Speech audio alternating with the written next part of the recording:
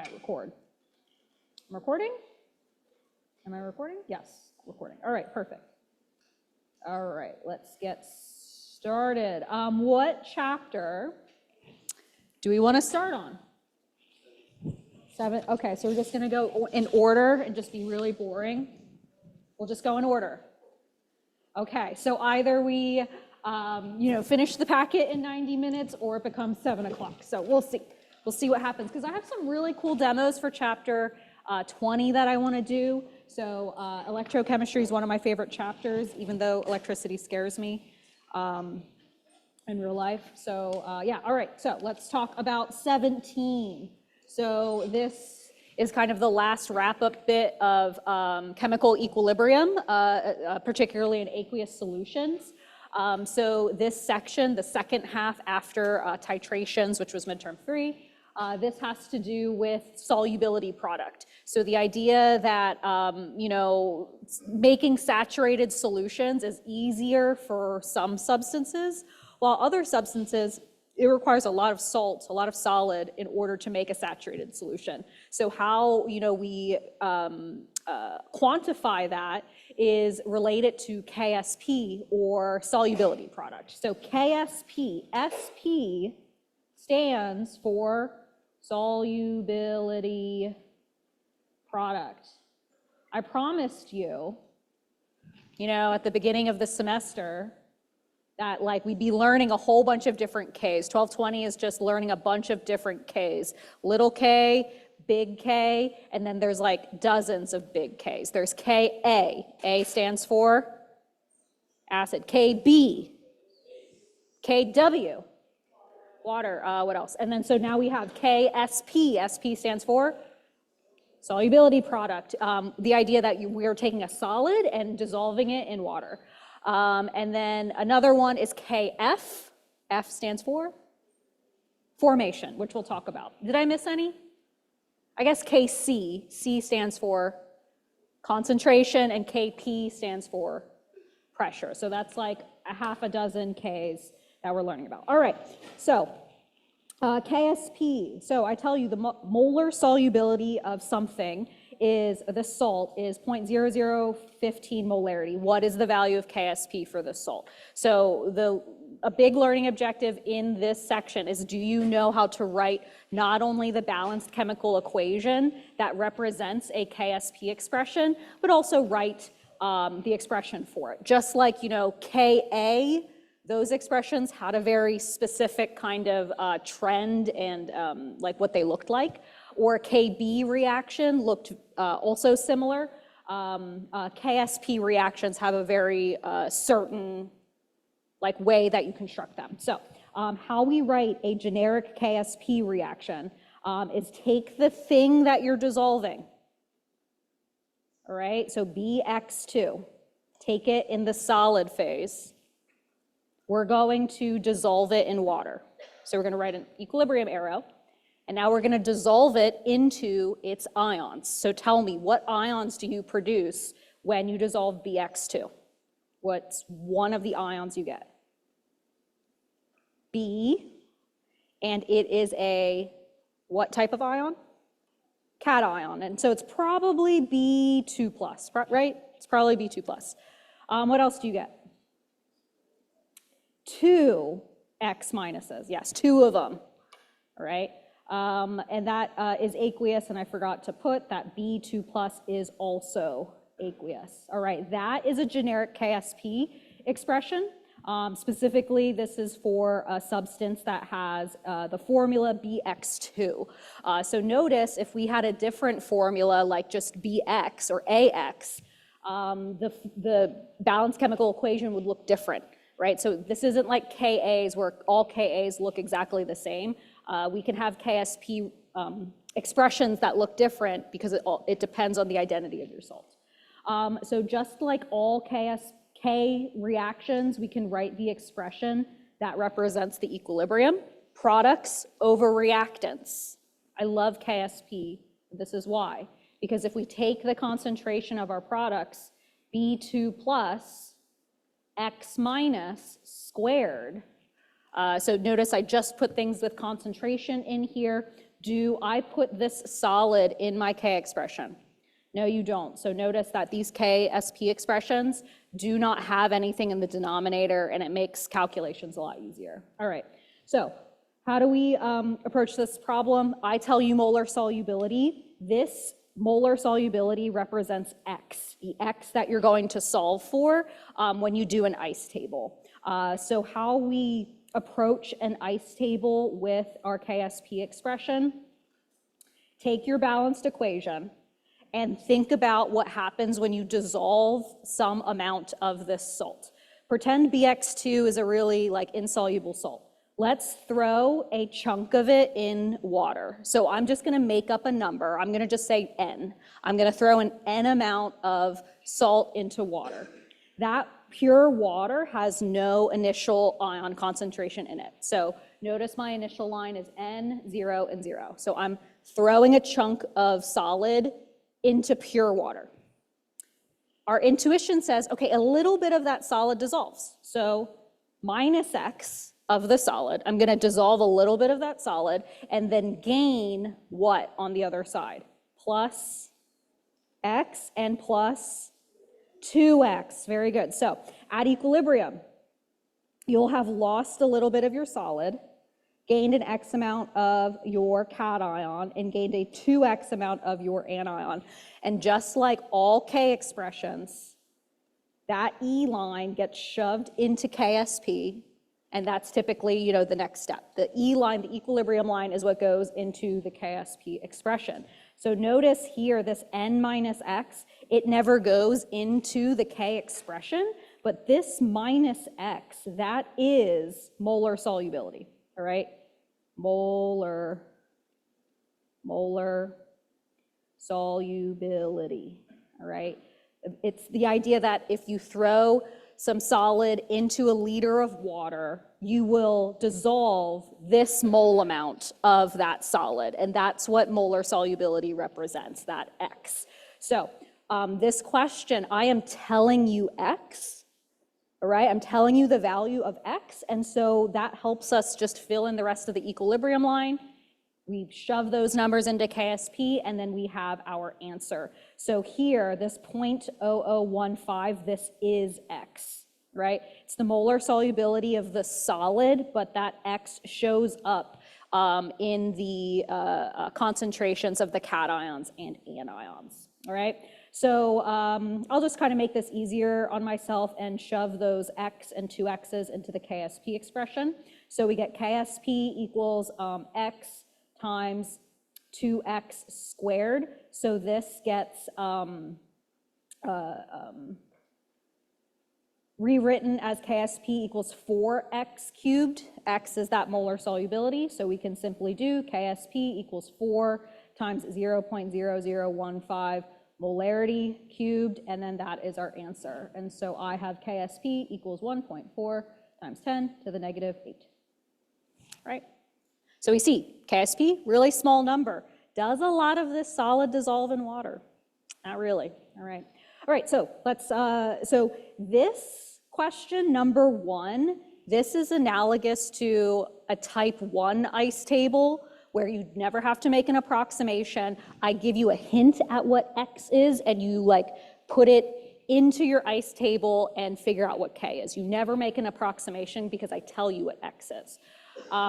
But then question 2 here, I'm asking you what is the molar solubility of this solid. So in this question, I'm asking you what is X. So we're gonna go about it the other way. So notice here, I give you KSP, we're going to solve for X. So this is analogous to ICE tables where we make an approximation, but I will mention that KSP reactions, these types of questions, rarely use approximations just because of the nature of how simple the equations are. So we won't make an approximation here. So let's go about this. What is the molar solubility of lead chloride dissolved in pure water? So our strategy is the exact same. We want to write the KSP expression for this substance, throw the solid in water, ask yourself what ions do I get? I get lead 2+.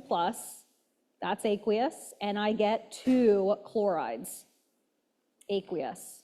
And so we see that this KSP expression looks very similar to the last one. It has the same like kind of formula format, like BX2. So we'll see that the KSP expression looks identical. So lead 2 plus, chloride minus, but it's squared, right?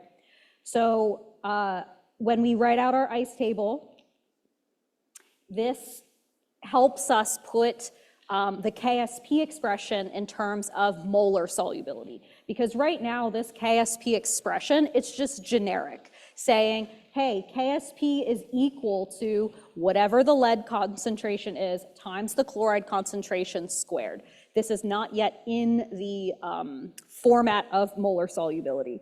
So what we're gonna do is the exact same thing and get these concentrations in terms of X. Throw an N amount of your solid in, lose a little bit, gain some cation, gain 2 things of anion, so then at equilibrium, you should have an X amount of lead and a 2X amount of chloride. These amounts go into KSP, and so we see that the KSP expression, just like in the previous question, simplifies into 4X cubed. This time, I give you what KSP is, 2 times 10 to the negative 5, so we can easily solve for X here. No approximation needed. So yeah, so what I'll do, divide both sides by 4, right? And then just to save yourself time on the exam, don't try to find the cube root on your calculator. Doing the cube root is the same thing as taking this whole thing to what power? 1/3, yeah. So it's the same thing, all right? Because we could have a crazy number, like let's say it was like X to the 7. Like, is it gonna be hard to find the 7th root on your calculator? Yeah, probably. So understand to undo like an X to the 7, you would do the whole thing to the 1/7 power, and that's how you would undo it, all right? Okay, so there we go, and then you get X is something 0.017 molarity. Lead chloride, right? So that is how much lead dissolves in pure water, all right. Okay, so that's in pure water. So those are the examples for pure water. Realize that the KSP expression in terms of molar solubility depends on what the chemical formula is of the substance. Let's just do some sample ones, see if you can do it without doing an ice table. All right, so if I had a substance AX, what would the KSP expression be in terms of molar solubility? So in terms of X. X squared. So if you think about it this way, AX, when that goes into water and dissolves into water, you get an X amount of A and an X amount of X. So what you would get is just X times X, and so this is X squared. You see how that works? So you don't really need to do an ice table every time, unless you want to. All right, what about if it was AX3? So think to yourself, okay, you put that in water, how much A do you get in terms of X? 1, and then how much X do you get? 3X. So that means KSP is equal to X times 3X cubed, yes. Can you simplify that? Be careful here, 3 cubed is not 9. It's not 9. What is 3 cubed? 27. I guarantee you people will put 9, all right? I guarantee it. So this is 27x to the 4th, all right? Let's do another one. What if it's A2x3? All right, A2x3. You put that in water, how much A do you get? 2x, and how much x? 3. So then KSP for this guy is gonna be 2x squared, 3x cubed. Yikes, okay, I can do this. 4, that's 4x squared. And then this is what, 27x to the 3rd. And what is that, 108x to the 5th. Right? Did we follow that? Okay, all right. So that you can do the ice table if you want, but like you don't have to every single time. right? So that's how we get it in terms of molar solubility. Did we follow that? Yeah? All right. Did we not? I see some flabbergasted faces. All right. Okay, so let's, what are we going to do here? What is the mass solubility of lead chloride in the unit of grams per 100 milliliters? So notice we just calculated molar solubility, so the molarity of lead chloride that dissolves in water. But, you know, to me, I don't know, is that concentrated, not concentrated? Not really sure. So let's put it into the unit of grams per 100 milliliters so we have a better understanding of actually how much stuff dissolves. So what we need here is the molar mass of the substance, because let's remember what the unit of molarity means, moles per liter. So if I start with 100 milliliters of solution, this is the same thing as 0.00 or 0.100 liters. If I multiply by the molarity I just calculated, 1 liter, 0.17 moles of lead chloride dissolve. And then I take the molar mass. 1 mole of lead chloride weighs 278 grams. We get that about half a gram of lead chloride will dissolve in 100 milliliters. So that's not that much. That's not a lot, right? Think about how much like half a gram is on the balances in lab. It's like not that much, right? Not like salt or something like NaCl. If you calculated the mass solubility of NaCl, it would be much, much higher, right? So yeah, recognize that mass solubility is related to molar solubility X. We just need that molar mass of that substance. All right. Okay, so the follow-up question here is, okay, we're still working with lead chloride, but this time we aren't dissolving it in water, pure water. We are dissolving it in potassium chloride. So this question is actually very similar to the earlier question we did where we calculated molar solubility of the substance in pure water, right? So when we did our ice table for this substance, dissolving it in pure water, we placed zeros in our initial line for those ions. But in this example, we are dissolving it in a solution that already has chloride in it. So the difference here is that we're going to have an initial starting concentration of chloride. We are going to have 0.10 molarity of chloride already present. So that is the big difference in this part of this question versus the first one we did, right? We're not dissolving it in pure water, we're dissolving it in a solution that already has a common ion. So let's remember, the common ion effect does what to solubility? Increase it or decrease it? Decrease. So let's see if X is a smaller number. Hopefully it is. So we're going to do it the exact same. It's just the difference here is our initial line's a little bit different. So it's still minus X, plus 2X. So after this thing dissolves, we get an X amount of lead and a 0.1 plus 2X amount of chloride. We're going to shove those numbers into KSP. So we get X 0.1 plus 2x squared equals the KSP that's given, 2 times 10 to the negative 5. All right, so right now as written, this requires the quadratic. Do you want to do the quadratic? No, you want to be lazy? Yes. Yeah, so what do you think we should do? Neglect what? There's a lot of things to neglect. Which one? There's 2 of them. The 2x. Yes, we're going to neglect that 2x. Why? The reason, we're assuming that x is small. All right. That x is a really small number. So plus 2x. If x is really small and we add it to 0.1, it's not going to really change that number that much. So the assumption we're making is that 0.1 plus 2x is basically the same as just 0.1. And so yeah, that is the approximation we're going to make. And hopefully when we solve for x, 0.1 squared equals 2 times 10 to the negative 5. Don't forget that square is still there. That's a common mistake I see. we get X is equal to 0.002 molarity lead chloride. And so is X really small? It is really small. Like actually put this number back into this, you get 0.1004, right? So like the number barely changed. So yeah, X is fairly small. So this approximation works.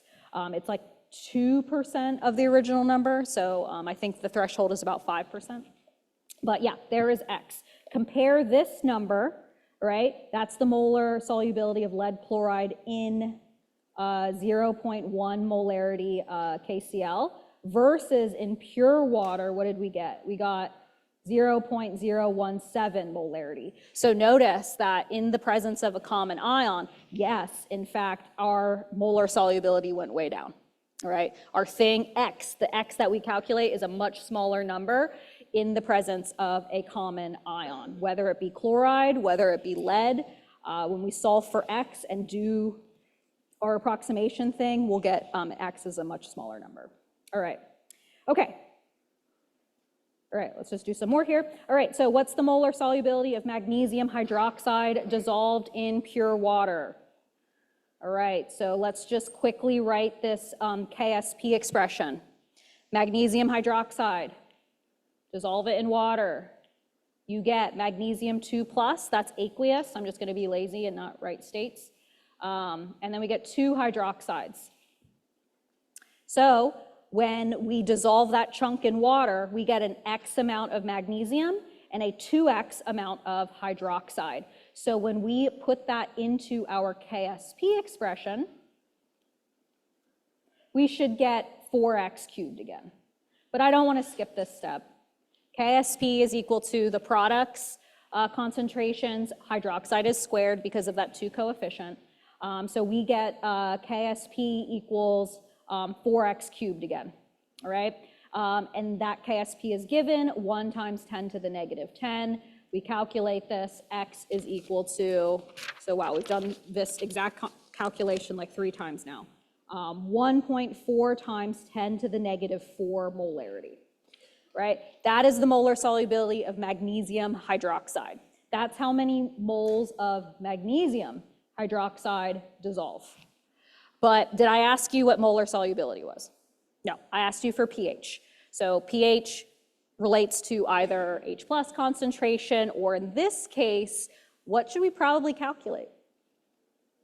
POH, yeah. So if we get the hydroxide concentration, we can calculate POH, we can get pH. Is X my hydroxide concentration? No, it's not. What is our hydroxide concentration? It is 2X. So just like earlier in the chemical equilibrium chapters we've been studying, just don't get too excited after you solve for X. X might not be the answer that you want to report. So look back at the question and think about, okay, what does X represent? And how can I relate that to the answer I want to report? So in this case, I want hydroxide concentration. That's 2X. So we actually need to double that number. Oh wait, no, I did ask for molar solubility. Sorry about that. Yeah, so X is our answer. It's in the next question, this one. What is the pH of this saturated solution? Sorry, I got ahead of myself. So I'm sorry, in question A, that answer, X is our answer. But in B, when I asked what is the pH, we are just going to manipulate that X answer we just got, right? Double it to actually get the hydroxide concentration. So what is this? 2.8 times 10 to the negative 4 molarity is our hydroxide concentration. Our POH is something like 3.57. So therefore our pH is something like 10.43. All right. So recognize that there are other ways we can ask and assess molar solubility, and that's like pHs of substances that have hydroxides in it. So relate the concentration of hydroxide to molar solubility. In this case, because magnesium hydroxide has 2 hydroxides, that POH that we use to calculate is 2X. All right. All right. So That is if we dissolve magnesium hydroxide in pure water, but magnesium hydroxide is a base, and something special happens when we lower the pHs of salts that are basic. So here I'm asking, what is the molar solubility of magnesium hydroxide again? But this time I'm telling you, buffer it to a pH of 9. So I want you to tell me what's the molar solubility of this solid at a more acidic pH. So just using your intuition about, trends and stuff, the common ion effect lowers solubility. pH, acidic conditions, actually increases solubility for salts that are bases. So we should expect in this example, molar solubility going to be what, a lower number or a higher number? It's going to be higher because we're more acidic. So how do we calculate this? Let's just recall that KSP for this compound is your magnesium concentration times your hydroxide concentration. If I tell you what the pH is, I'm actually telling you what the hydroxide concentration is at equilibrium, right? Because remember, KSP, these are concentrations at equilibrium. So it's the question, does the solubility of an acid increase if pH increases? So here's the thing, most acids are soluble. When we talk about like insoluble salts, most of them are bases. We'll talk about this in a second. All right, let's just answer this question where given this pH, I'm actually just telling you what the hydroxide concentration is. All right, so if pH is 9, POH is, just yell it out, 5, yes. I guess we're assuming it's 25 degrees Celsius. So that means the hydroxide concentration is 1 times 10 to the negative 5 molarity. That number goes into our KSP expression, all right? We know what the value of KSP is. Do you remember magnesium 2+ concentration? In terms of molar solubility, this is X, all right? When we did the molar solubility earlier here, notice magnesium 2+ is X. So what we're doing here is we know KSP, we know hydroxide, we're just solving for magnesium concentration required to get KSP. And so that will be our molar solubility because magnesium 2+ concentration is X. So the work here, 1 times 10 to the negative 11 equals magnesium 2+ concentration times 1 times 10 to the negative 5 molarity squared. So we get that the magnesium 2+ concentration required to get to KSP, which is also equal to X, is equal to 0.1 molarity. So that is our molar solubility of this salt. Notice it is much more soluble, all right? You can get a 1/10 of a mole in a liter of solution if it's buffered to 9, a pH of 9, versus in pure water, which is much more basic here, than the pH of the saturated solution, much less soluble, all right? Like a 4 or 5 times as, or no, 1,000 times as insoluble as buffered to a pH of 9. So yeah, if I give you a pH, that is telling you the concentration of the hydroxide that's present at equilibrium. So you can plug it into your KSP expression and figure out what is the minimum amount of the other ion you need to get to KSP. All right, so those are different KSP expressions. The other learning objective in this chapter is predicting if precipitates form given certain concentrations. So let's look at these 2 examples.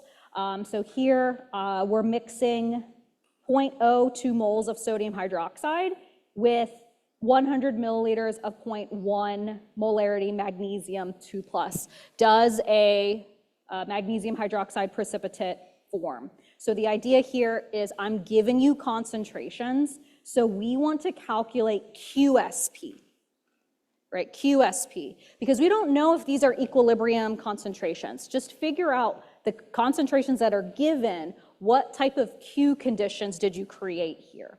All right, so if we calculate QSP for this solid, let's remind ourselves that the KSP expression, it's the exact same, it's just these are non-equilibrium conditions. So it's magnesium concentration, hydroxide concentration squared. We need to place those concentrations inside QSP. So I already tell you the magnesium concentration, 0.1 molarity, but what is the hydroxide concentration? So we dissolve 0.002 moles of sodium hydroxide in 100 milliliters. So what is the concentration of hydroxide? Is it 0.002? It is not. It's 0.00. No, it's 0.02, right? Is that right? Yes. All right. The work there, hydroxide concentration equals 0.002 moles over 0.1 liters. That's the work that I did there. All right. So what we get, that's squared, is that Q at these conditions is something like 4 times 10 to the negative 5. All right. Compare that Q number to the KSP of the solid that we're investigating. We're looking at magnesium hydroxide. KSP is times 10 to the negative 11. So Q is what? Much greater than KSP. So what we see here is that for this solid, we have way too much products present. So let me just quickly grab, this is the chemical equilibria that we are investigating right now. All right, so if Q is greater than KSP, which side of the reaction do we have too much of right now? Too much products. If we have too much products, which way does the reaction shift? I'm not good with lefts and rights. Backwards, goes backwards. So what do our eyeballs see? We make what? We make solid. How do we know we make solid? Because our reactant is solid. So notice when Q is greater than KSP, we have too much product. The reaction goes backwards and we make solid. So does a precipitate form in this scenario? Yes, absolutely. Right? So that means when Q is less than K, does a precipitate form? No. And that's what the next example is. So it's the same thing, but this time it's aluminum hydroxide.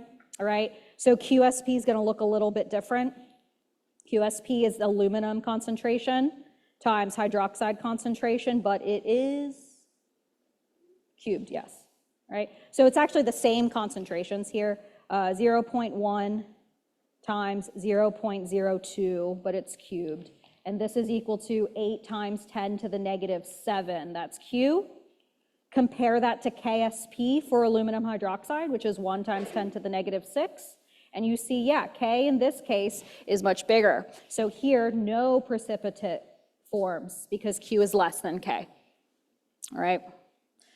Okay, great. That's predicting if precipitates form. All right, okay, last questions. All right. So this last section is about factors that affect solubility. Let's just review them. There are 3 things. The first one is the common ion effect. Okay, what does the common ion effect do? Does that increase or decrease solubility? Decrease. Okay, so meaning that when you solve for X, like in your ice table, X is going to be smaller in the presence of a common ion. The other one is pH. pH, or in acidic conditions, will raise your molar solubility as long as your solid is basic, meaning that there's a base present in it somewhere. So that means like the anion is hydroxide, but the anion can also be a weak base as well, like fluoride. What are some other weak bases? I can't even think of any right now. NO2 minus, anything that's a weak base from earlier in chapter 16, all right? So basically, if your solid is basic, dissolving it in acid will make it more soluble, all right? So all those crunchy moms who go on Pinterest and use vinegar and lemon juice to clean everything, they're doing something right because lemon juice and vinegar are what? Acidic. So they're going to work double duty and help dissolve really stuck on solid stuff that are basic, all right?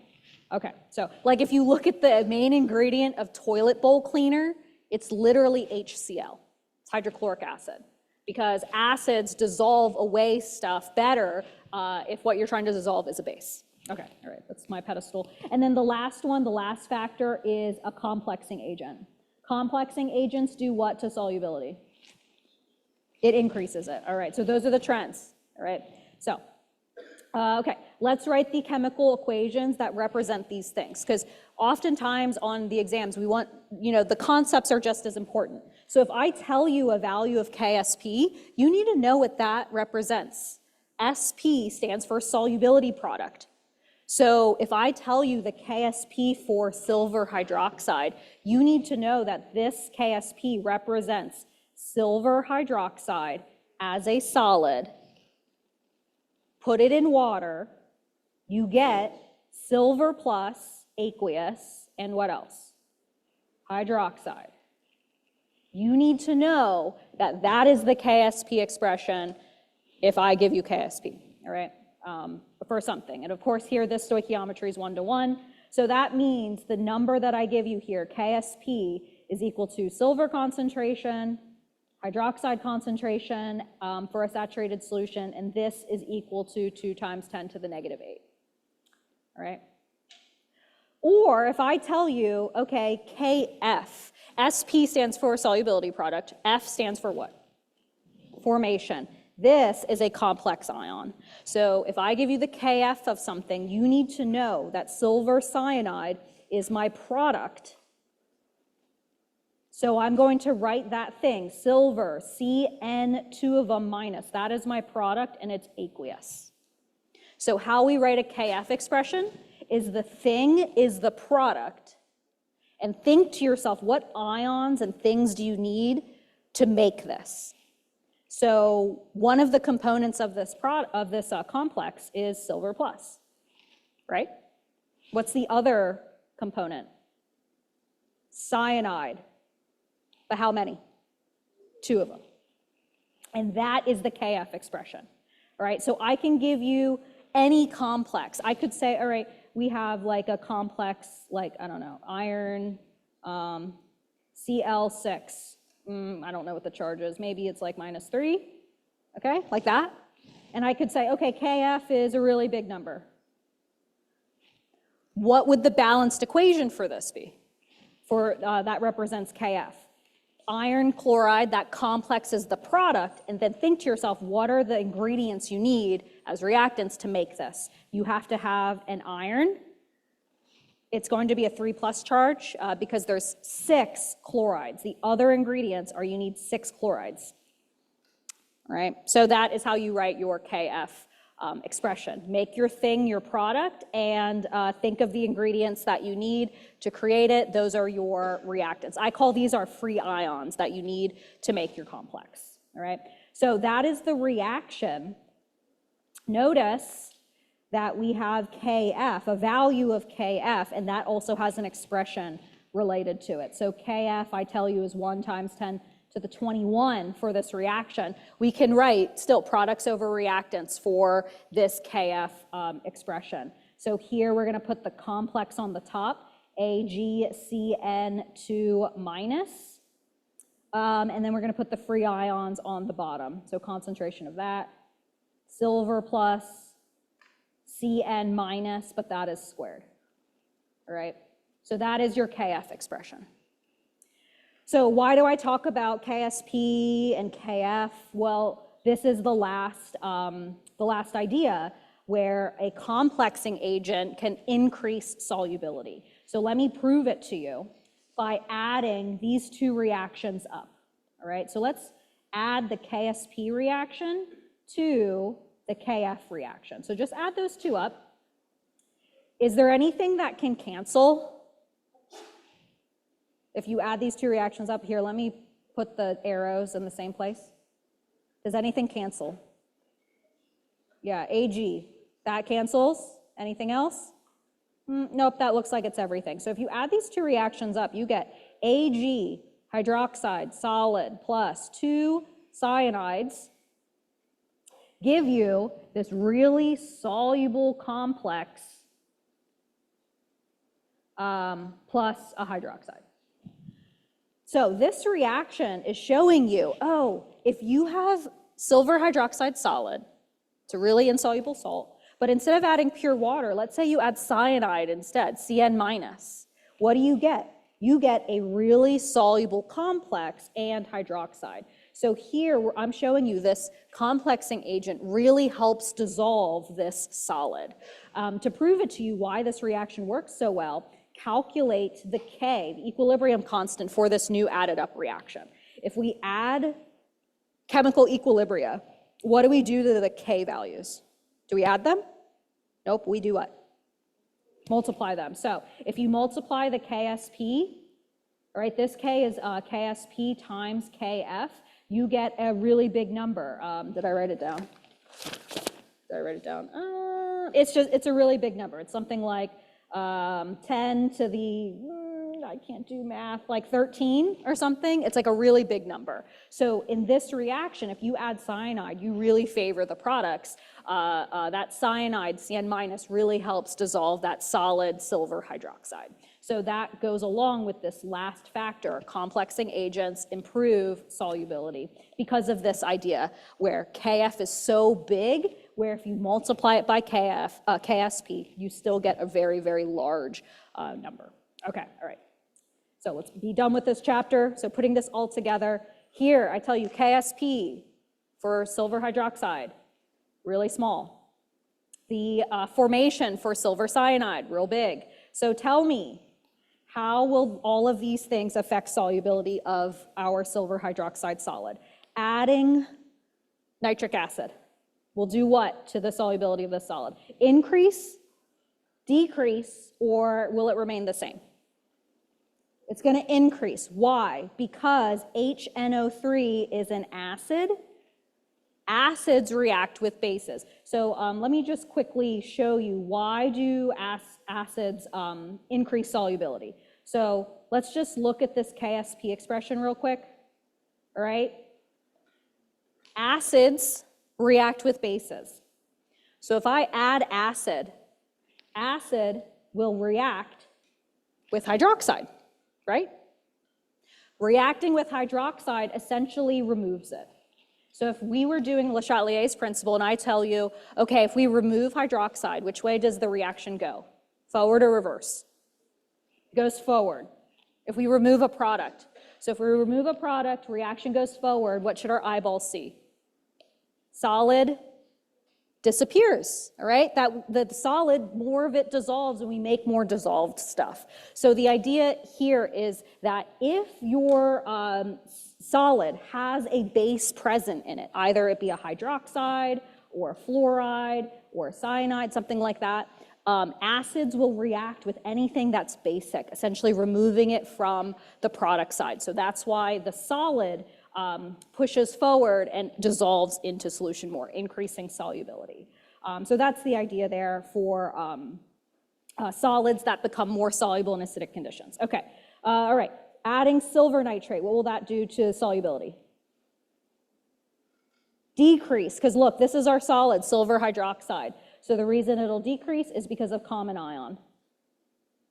All right, you're adding silver plus, so it's going to become less soluble. All right, sodium nitrate will do what? It's going to do nothing because there's no common ion. Sodium nitrate is a pH neutral salt, so it's going to do nothing. Sodium cyanide, whoops. What is that going to do to solubility?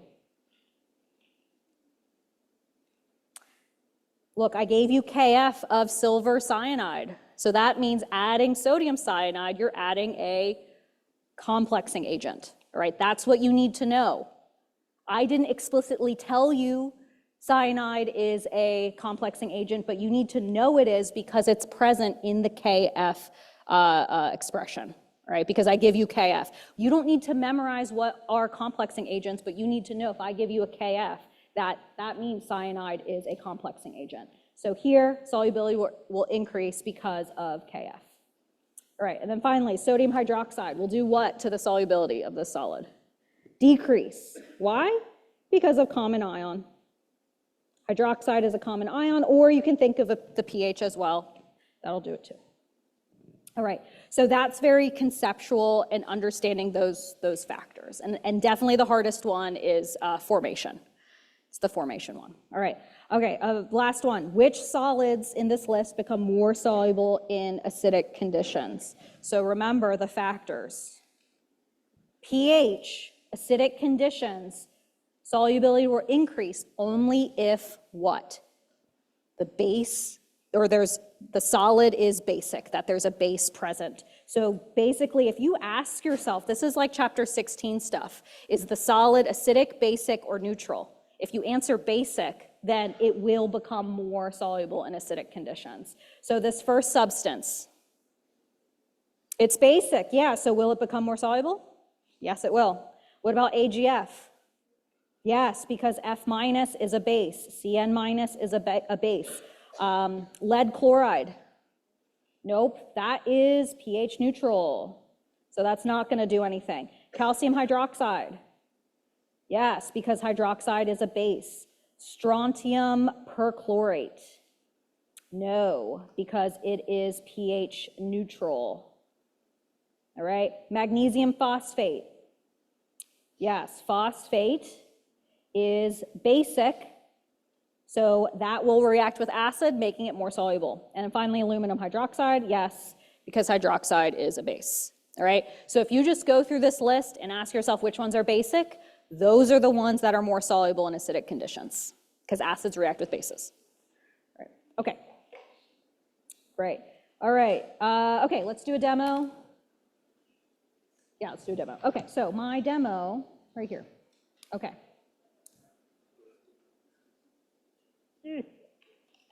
So I have a chemical equilibria here. What kind of K is it? Is it Ka? Kb? What is it? It is KSP, yes, it's KSP. We have a solid, we're dissolving it in water, all right? The solid dissolving into water to aqueous ions. All right, so I have a beaker here filled with just magnesium 2+. All right, so right now I just have this, and I'm going to add base. So what do you think is going to happen if I add base? Which way will this reaction shift? Backwards. So what should our eyeballs see? Solid. Okay, so let's hope that that happens. Okay. All right. All right, let's add some base. Okay. Did solid form? Yes. All right, it got cloudy, right? Got cloudy. Solid definitely formed. Perfect. So we were right, yeah, that the reaction goes backwards. Okay, so now I'm going to add acid. All right, so I'm going to add acid, H+. So what will that H+ do? It's going to react with what? The base, yeah. So it's going to react with this base, essentially removing it. All right, so if we remove it, which way will this reaction go? It'll go forward. So what should our eyeballs see? Hopefully the solid goes away. So let's see if that happens.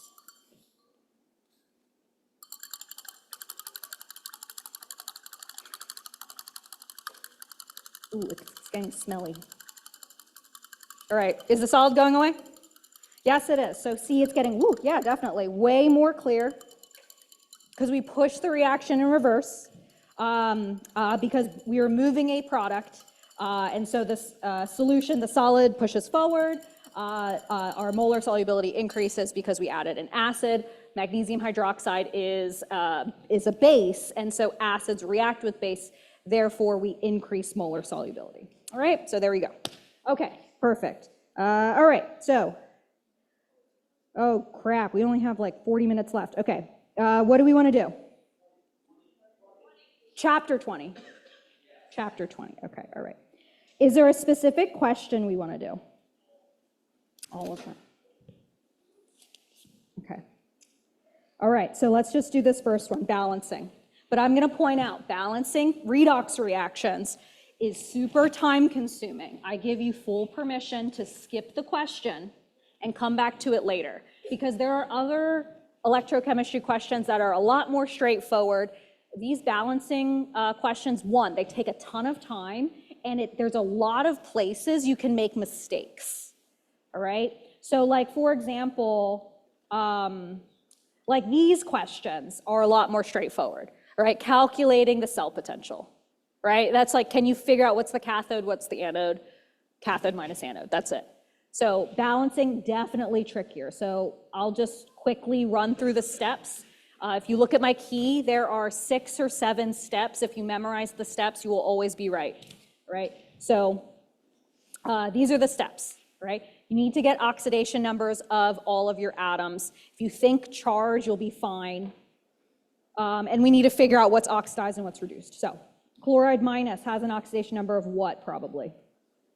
-1. Chlorine gas has an oxidation number of what? 0. So that means that chloride, or this chlorine atom, is being what? It's being oxidized. So how I recognize it is the oxidation number increases, all right? So it's being oxidized. If your oxidation number decreases, then your substance is reduced. So let's just prove it. So for manganese, manganese in permanganate, there are 4 oxygens, and 1 manganese. Oxygen typically has a -2 oxidation number if it's in a compound. There's 4 of them, and the whole compound adds up to -1. So it's just a formula. The oxidation number of manganese -8 equals -1, so therefore manganese is +7, all right? When it's in a compound, and then manganese 2+ is +2 over here. So is manganese reduced? It is, all right? It is reduced, all right? So a mnemonic to remember here, N-ox, red cat. So what that means is that chloride is at our anode and the manganese is at our cathode. We'll need that a little bit later when we do the reduction potentials and cell potential. So reason I did this is because I'm going to identify our anode where our oxidation is occurring, and our cathode where reduction is occurring, and I'm going to balance these reactions separately and then add them up together later. So identify the oxidation reaction. So you're going to separate them. Chloride becomes Cl2, and then manganese in permanganate becomes Mn2+. So what we're going to do is balance these half reactions separately, following a very, very systematic plan. Balance the atoms first, meaning balance the atoms that aren't like oxygen and hydrogen. So look at the oxidation reaction. Are the chlorines balanced? No. So we need to put a 2 in front of chloride. Right, now they're balanced. Next, you balance oxygens using water. Are the oxygens balanced in the chlorine reaction? We'll do the oxidation reaction first. They're balanced. 0 is balanced with 0. Are the hydrogens balanced? Yes, so that's balanced. So the order is you do atoms that aren't hydrogen and oxygen, then you do oxygen with water, then you do hydrogen with H+, and then you balance electrons. That is the order, right? So you don't get stuck in an endless cycle. So we are right here. We balance the atoms, oxygens, hydrogens. Now we balance electrons. Remember, electrons are negatively charged, so you just need both sides of the reaction to match. It's not necessarily you have to make them balance to 0.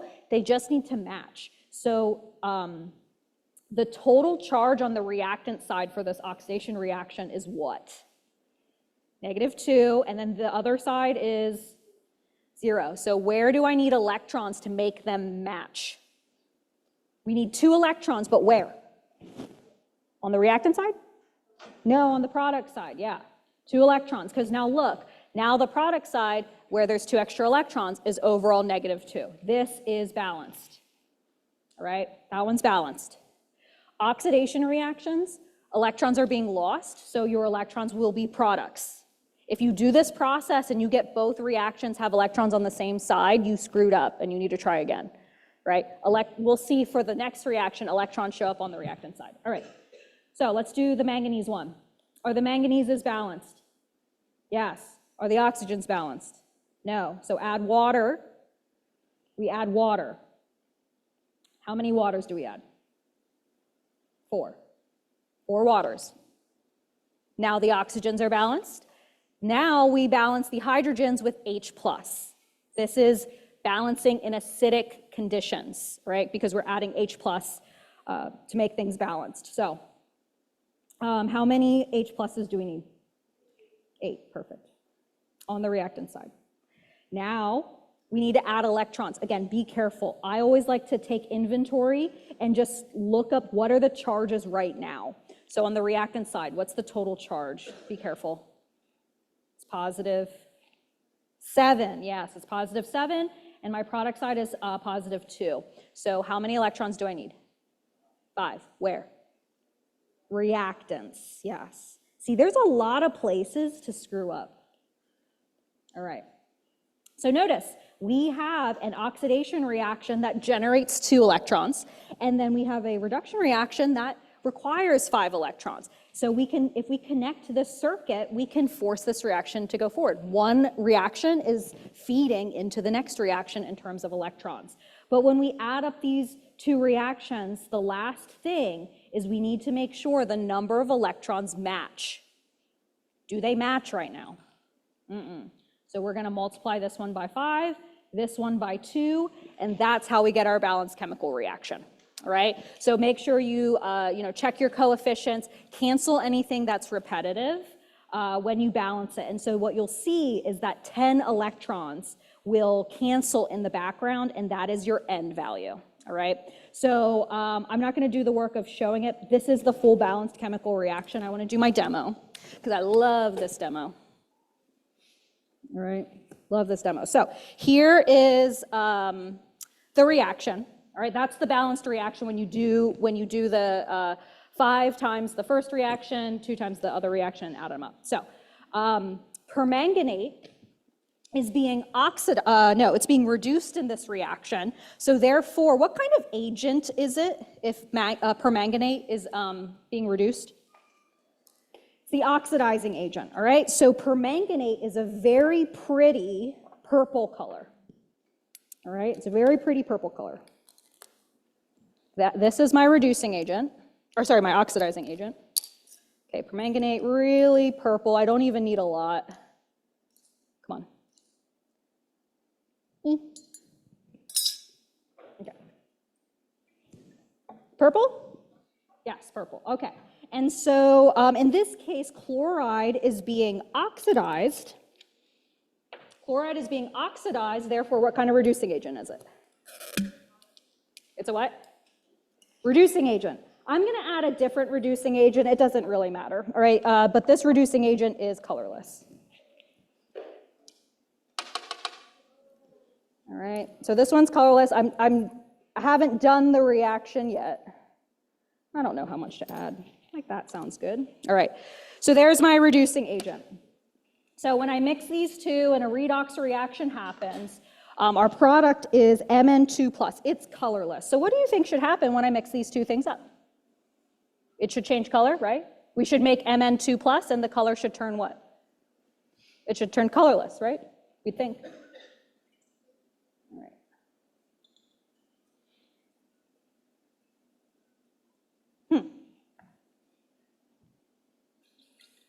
Did it change?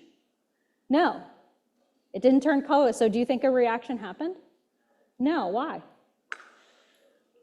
So I added the thing that's oxidized and the things that's reduced, but did I add everything that's in that balanced chemical reaction? What else is there? What else is a reactant? Acid, H+.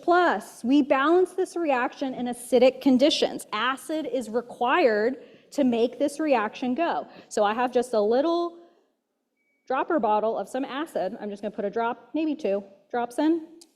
Let's see what happens. Okay, maybe a little bit more acid. Maybe a little bit more. Go. Oh, come on. Did I not put enough reducing agent in it? Oh, it's going? Okay, there we go. All right, so we just needed a little bit of acid to get it going. And so that's what we mean by balancing in acidic conditions. That acid has to be there for the redox reaction to happen, right? Okay, I was worried it wasn't going to happen. That's my favorite demo to do. Okay, and here is another voltaic cell, another spontaneous redox reaction, all right? Where the idea is, you know, we have our anode, our oxidation reaction, it funnels into our reduction reaction, where electrons are a product. And so if we have here a cathode and an anode and connect an external circuit, we can make those electrons that funnel from our oxidation reaction to our reduction reaction do work for us. What kind of work? Mechanical work, like this. All right, so here I have a copper zinc voltaic cell where, you know, we can calculate the cell potential of this, but we are harnessing those electrons to do mechanical work for us. And so as the electrons are moving from the anode to the cathode, they are moving through this motor doing something for us. All right, so this motor will go on for a very long time. This is essentially a battery. This is a battery, right? Like what's in our pockets, like those lithium-ion batteries or whatever that power our phones. This copper zinc beaker is essentially the same thing. All right, okay. So there's balancing. And then I guess the last question here is calculate the cell potential for this reaction. So this is kind of the easy part. Once you identify what's being oxidized and what's being reduced, if you look for those reactions on a cell potential chart to calculate the cell potential at standard conditions, we will simply use the equation cell potential is your reduction potential at your cathode minus the reduction potential at your anode. So as long as you know what is your cathode, what is your anode, plug in those appropriate numbers. So if we look back here at these questions, chloride, the chloride redox reaction, that oxidation reaction, that is our anode. So notice that that reaction occurs right here. All right. And then our cathode is what? It's right here. No, wait, where is it? Is that, no, it's this one right there. All right. So here is our anode, there is our cathode. So when we do this subtraction, do cathode minus anode, just use the number straight off of this chart.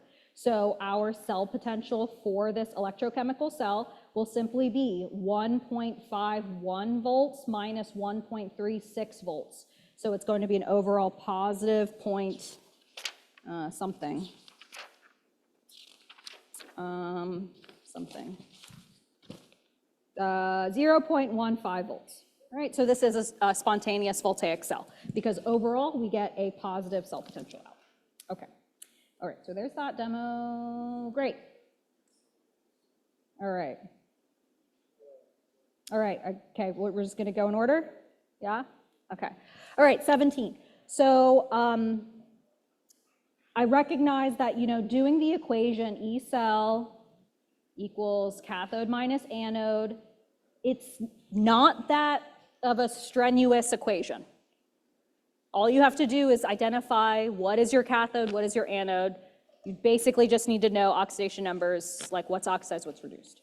So the more conceptual part that's actually kind of more difficult here is understanding half reactions, these half reactions, and the magnitude of reduction potential. Oh, and so there's a question here.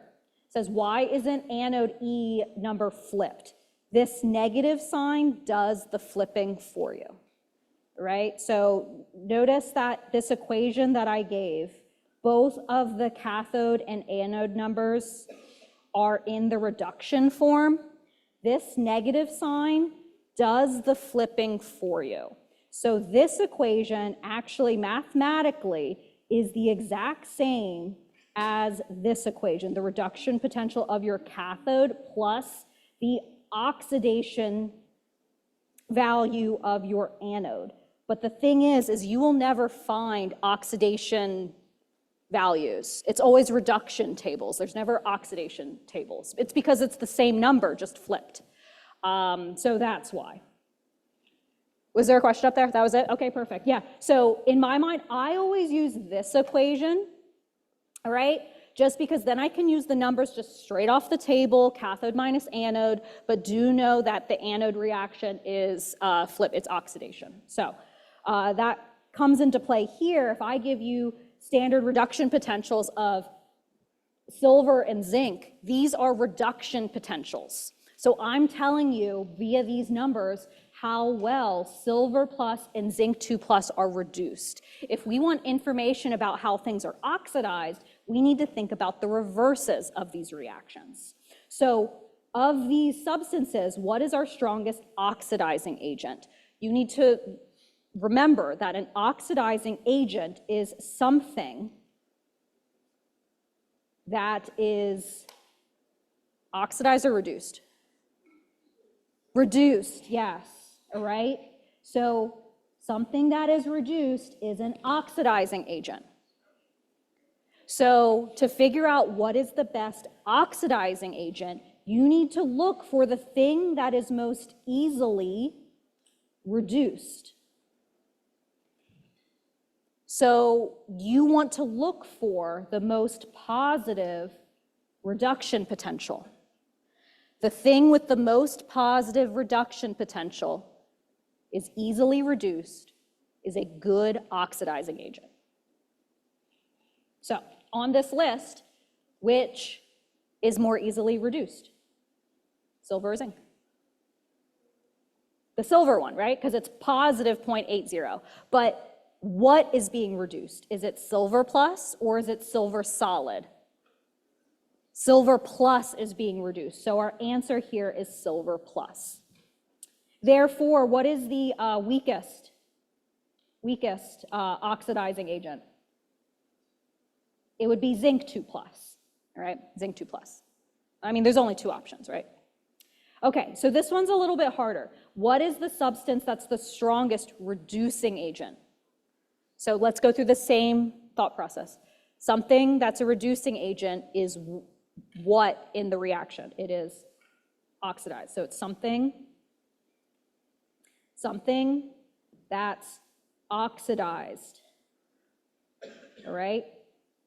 So the strongest reducing agent is the thing that's oxidized. So we want to look for the thing that is easily oxidized, all right? So when we think of oxidation, we usually think of anode. So like which one of these reactions would most likely happen at the anode for a voltaic cell? Silver or zinc? Zinc, because it's a negative sign. When we do cathode minus anode, if we make the negative one the anode, the overall cell potential becomes positive. Yes. So we are looking for the most negative reduction potential. But notice, when we focus on this zinc reaction, what species of zinc is being oxidized? Is zinc 2 plus being oxidized? No, it's actually zinc solid. Yeah, so the strongest reducing agent is actually zinc solid. And the reason is because when we read the reduction potential forward, in the forward direction, these are reduction reactions. So we look at the magnitude of the reduction potential. But when we want to think of oxidation reactions, we want to actually think of the reverse reaction, oxidation.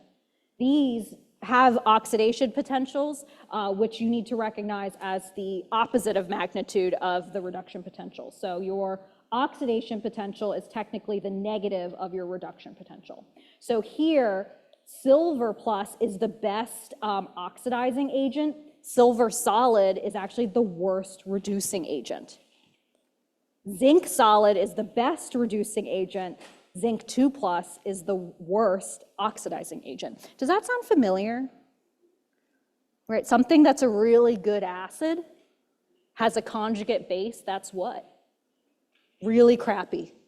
Versus if you have a really crappy acid, its conjugate base is really good. All right, so it's the same idea here. Something that is a good oxidizing agent, its product is going to be a really crappy reducing agent, right?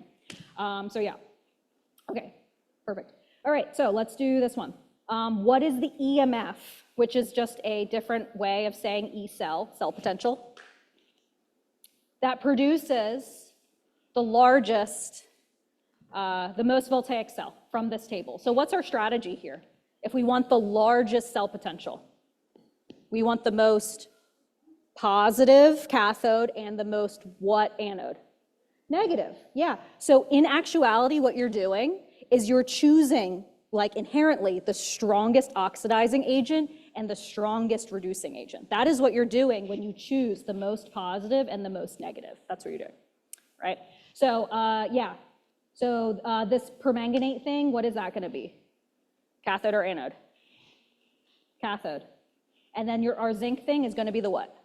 Anode, perfect. So when you do cathode minus anode, you get 1.51 minus negative 0.76. So that is equal to 2 point something, I don't know. 2.27, okay, moles. That's at standard conditions. All right, so for this cell that we constructed where permanganate is our cathode and zinc is our anode, what is the reaction that occurs at the anode? Or sorry, no, at the cathode. What is the reaction that occurs at the cathode? Which one of these? Which reaction? So remember, cathode means reduction. Is it going to be one of these zinc reactions? No, because we said that that was our anode. So which one of these permanganate reactions is the correct one? Is it 4? Nope, it is 3, because 3 is the reduction reaction. 5 electrons are a reactant, right? This one's the tricky one. It's always oxidation is the tricky one. Okay, for the cell that we constructed, what reaction occurs at the anode? Anode means what? Oxidation. So it's not going to be the permanganate ones. It's going to be one of these zinc ones. But which one? 1 or 2? 2, because that is an oxidation reaction. So don't just think, oh, I'm going to choose this guy. This reaction is what? Reduction. All right? You chose the most negative reduction reaction because its oxidation reaction is very, very favored. The oxidation reaction is the reverse of a reduction reaction, right? So yeah, this one, it's 2 because that is an oxidation. All right, perfect. All right. Okay, anything else here? Yeah, let's do these real quick. Okay. So the last thing, so we can calculate cell potential. Cathode minus anode. Kind of bringing this all together is relating spontaneous voltaic cells to Gibbs free energy and equilibrium constant. So we just came from calculating E cell, cathode minus anode. That's kind of like the new equation we learned in chapter 20. But another equation that relates electrochemistry to the rest of 1220 is this one. That free energy is related to how many electrons are involved in a process, Faraday's constant, and the value of E cell. Because voltaic cells have what sign of E cell? What sign of E cell is a voltaic cell? Positive. We want positive values. So if a reaction's spontaneous, a voltaic cell is spontaneous, what is the sign of delta G of that same reaction? Negative, yeah, because negative Gibbs free energies are spontaneous reactions, right? So all of this is related to one another. So then therefore a non-spontaneous redox reaction has a negative E cell.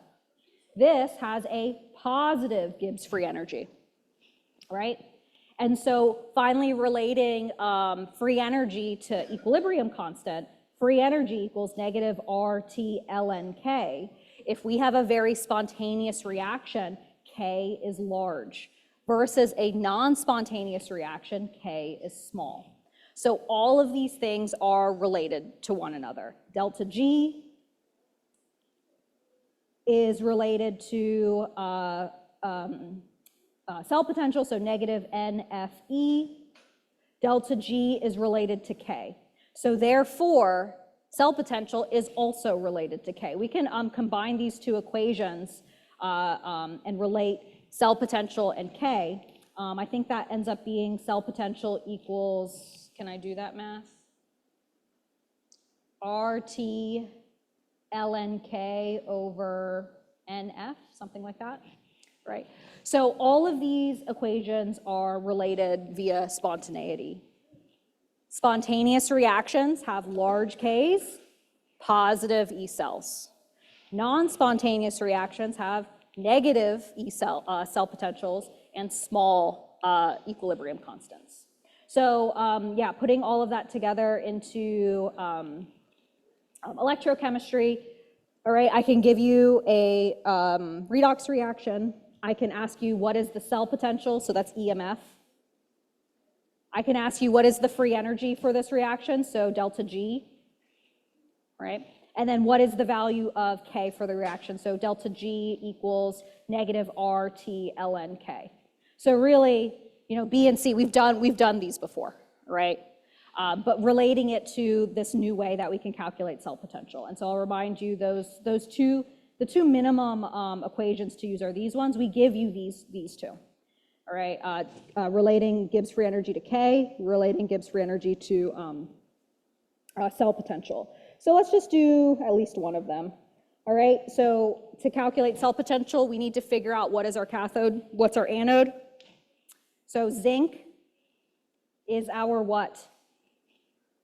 It's being oxidized, so it is our anode. Therefore, nickel is being reduced. It is our cathode. So when we calculate cell potential, it's cathode minus anode. So nickel is negative 0.28 minus zinc, which is negative 0.76. So cell potential is something positive 0.48 volts. Notice that when we calculate cell potential, it doesn't matter how the electrons balance or anything. It's all about just identifying what's your cathode, what's your anode, cathode minus anode. Never do we apply stoichiometry to cell potential. Where we do apply it is in the next idea, where if we want to calculate free energy of this reaction, we need to know how many electrons are involved in this redox reaction. In this example, it's pretty easy to see. Just track zinc. Zinc is doing what? It's losing electrons. It's losing how many electrons? So 2. So N for this reaction is probably 2. So notice here, we can kind of easily see the number of electrons that are being canceled in the background, but sometimes it's harder. So like in the balancing one that we did up here, this one is definitely harder to see, or here, this is the balanced reaction. It's harder to see that this process is a 10 electron process, but in some of the other ones, it's a little bit easier to see, like here, all right? So to get delta G, it is equal to negative 2 moles of electrons. Faraday's constant, we give you this, it's 96485 Coulomb mole of electrons, and then the E cell that we just got, positive 0.48 volts. So I promise you, when we multiply N times F times E, the unit that comes out is a joule, So our answer is negative 92.6 times 10 to the 3 joules. That is delta G. So is this reaction spontaneous or non-spontaneous? Spontaneous, because delta G is negative, right? So that's delta G. To get K, all you have to do is set that delta G we just got equal to negative RT ln K. Temperature is going to be 298. R is the energy version of R, so 8.314, and you solve for K. What do you think the magnitude of K is going to be here? Small or big? It's going to be big because the free energy is a very negative number. And so when you solve for K, you get 1.7 times 10 to the 16. So yeah, K is really big, right? Okay, so in this next question, let's just do this one real quick. All right, so tin is going from +4 to +2. So tin is being what? Reduced. It is the cathode. Silver is being oxidized. It is the anode. Perfect. While we're at it, can you tell me N? How many electrons do you think are involved in this process? 2. Yeah, it's 2. 2 because you can see, tin is gaining 2 electrons, silver is losing 2 electrons. There's 2 silvers losing 1 electron each. So it's overall 2, all right? So I just want us to calculate the cell potential here, all right? Cell potential is cathode minus anode. So what's our cathode? Tin, so it's this one. And then our anode is silver, it's this one. So in this reaction, our cell potential is positive 0.15 minus positive 0.80. So our cell potential is equal to negative something, 0.665 volts. Is this a voltaic cell?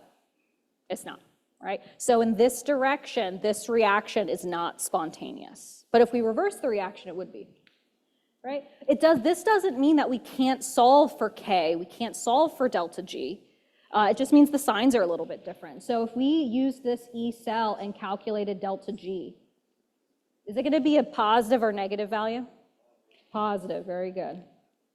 If we calculated K for the same reaction using the same steps as before, what should we expect? A very small number. Okay, cool.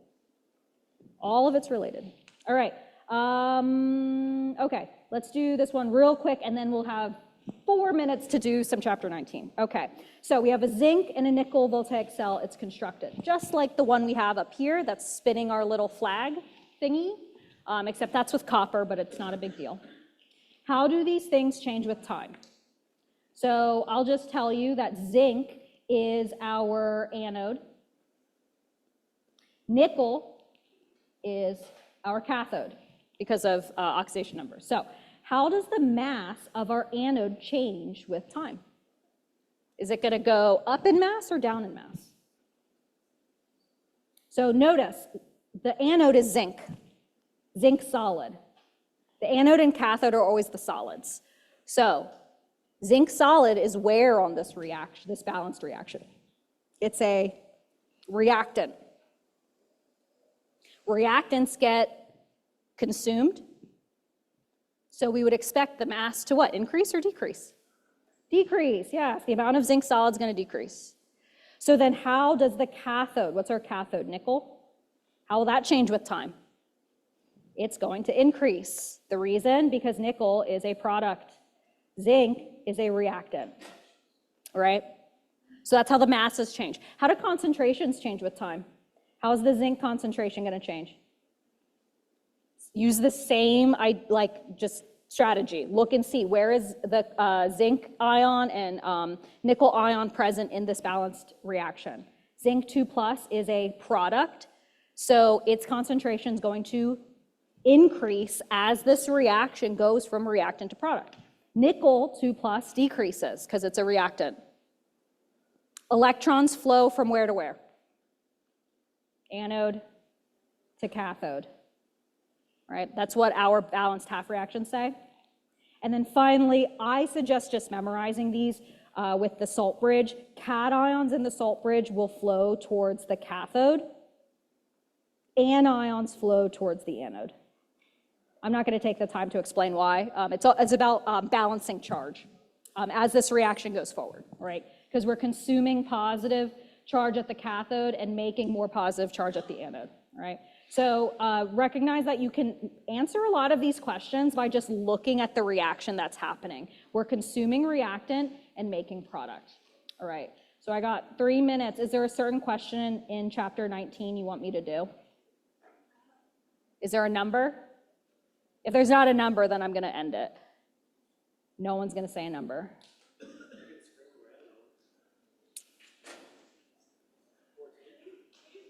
14, perfect, thank you. All right. All right, so, okay, so here's a reaction. A plus B gives us C. This above reaction is constructed so the mixture is some A, some B, some C.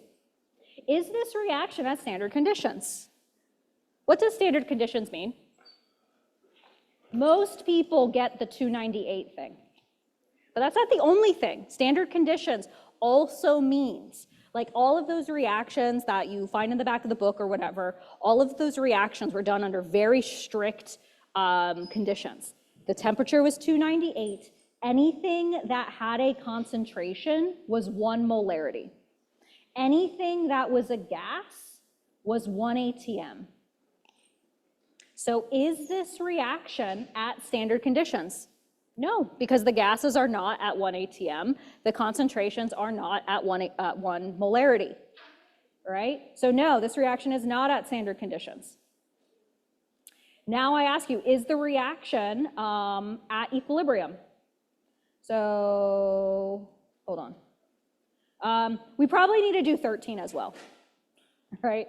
So we'll do 13 and 14. So it's the same reaction, same delta G, all of that. So let's see if we can't come to conclusions with this question. So at standard conditions, if we start at standard conditions, based upon the information I gave you, look, delta G is what magnitude? It's negative.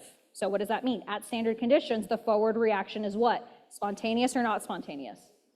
Spontaneous, because delta G is negative. This reaction favors what side of the reaction? Products, because the forward reaction happens. That means the magnitude of K is predicted to be large. So we're going to use that value of delta G, and we are simply going to input it into negative RT ln K, just like we did before, right? So this question, okay. Putting those values in, do make sure you convert that kilojoule to joule or you will be very sorry. So negative 68.10 to the 3 joules equals negative 8.314, 298 ln K. I get ln K is equal to 27.4, so I get K is equal to 8.3 times 10 to the 11. So is K big? Heck yeah, it is. All right, so that is K. We needed to calculate K because notice in this follow-up question in 14, I'm asking you free energy at non-standard conditions, okay? Because look, these concentrations are not 1 atm. And so I'm asking, is this reaction mixture at equilibrium?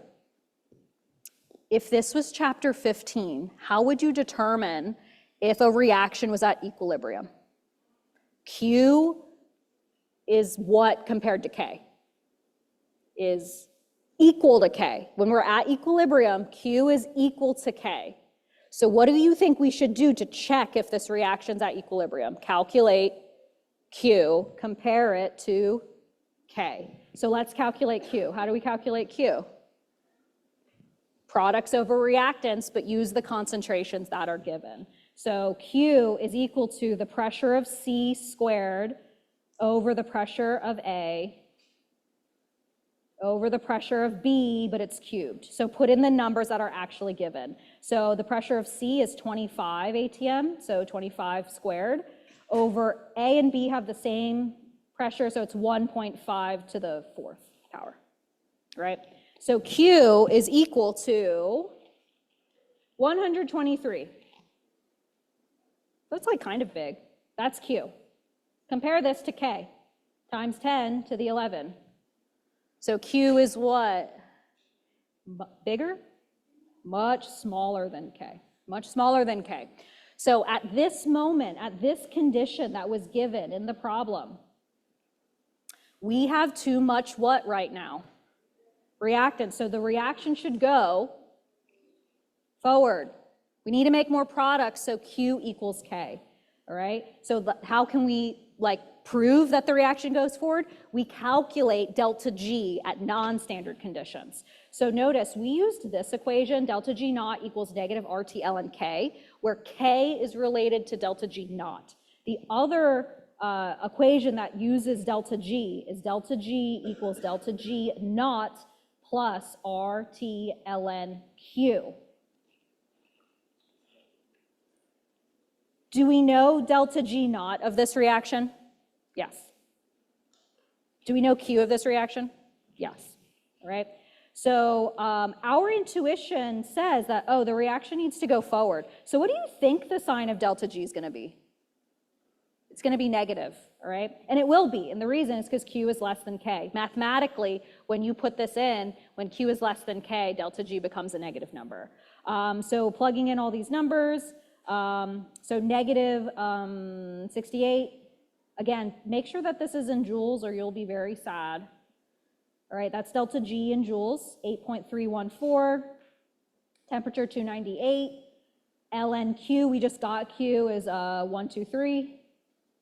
And you get, yes, definitely like a really negative number. You get delta G is equal to negative 56.1 times 10 to the 3 joule per mole. So this delta G is related to the Q conditions that were given in this question. It's telling you if we start at these conditions, the reaction must move in the forward direction to get to equilibrium. All right. So best of luck, everybody. Finish the rest of the packet on your own. Key is available. Have a great evening.